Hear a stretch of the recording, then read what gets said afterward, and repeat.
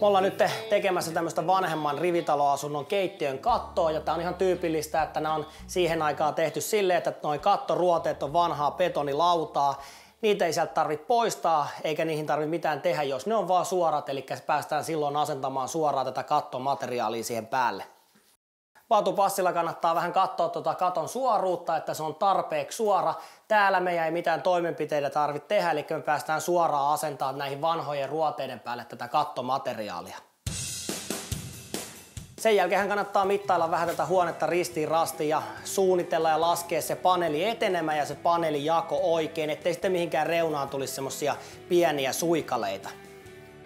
Materiaali, mitä me tonne kattoon asennetaan, on Haltex-levyä ja tää on valmiiksi pinnotettu. Tää on tämmöistä huokosta puukuitulevyä ja tää on ympäri pontattua. Mitoiltaan tää on hyötyleveydeltään 28 senttiä ja pituudeltaan 180 senttiä, että todella leveästä materiaalista on kyse.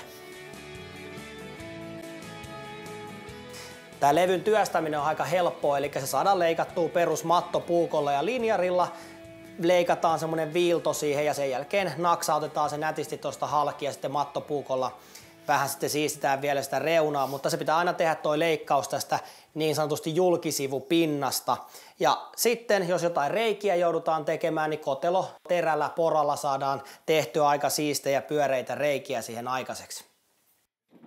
Meillä tämä jako meni silleen, että me joudutaan tuolta aloituksesta ottamaan noin 5 sentin suikalle pois ja lähteä sitten sen levyisellä palalla liikkeelle. Me ammutaan sinne värilangalla suora linja, koska tämä huone on niin pitkä, että me saadaan sinne varmasti suora lähtö aikaiseksi.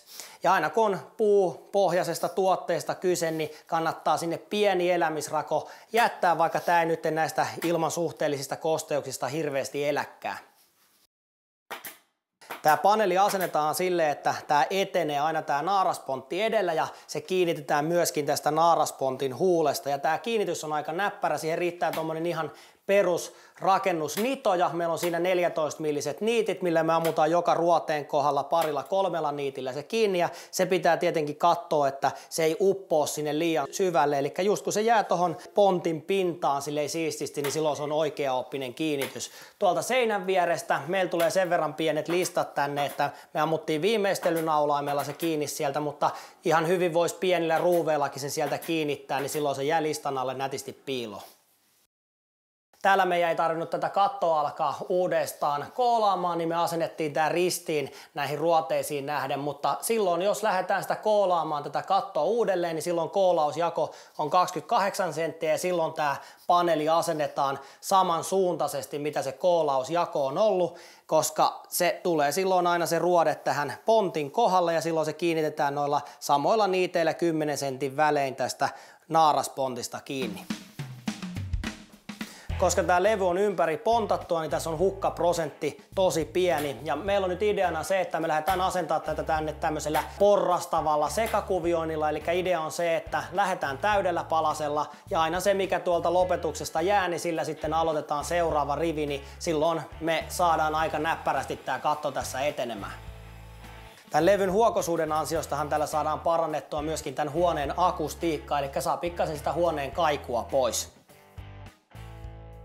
Tämän pinnotteen ansiosta tätä pystytään nihkeellä rätillä pyyhkimään, eli jos siihen jotain likaa tulee, niin kevyesti sitä pystytään sillä sitten putsaamaan. Ja jos se nyt jostain syystä haluaisi huoltomaalata tai vaihtaa sen pinnan väriä, niin sekin myös onnistuu.